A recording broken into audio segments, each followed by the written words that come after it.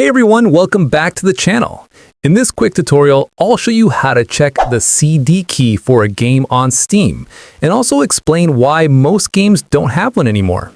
So first, it's important to know that most Steam games do not require a CD key at all. Everything is tied to your Steam account. Once you buy a game, you just download it and play it directly inside the Steam client.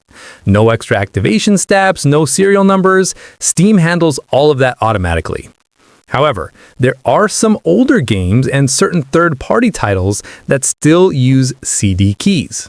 If your game needs one, here's how to find it. Open your Steam library and go to the game. Right-click on the title, and from the menu that appears, select View CD Key.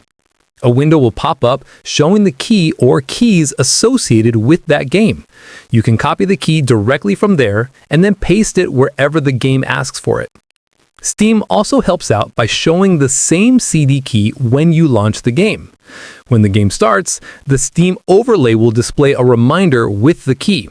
If you've already entered it before, or you don't need the key anymore, you can tell Steam not to show that message again. And that's it.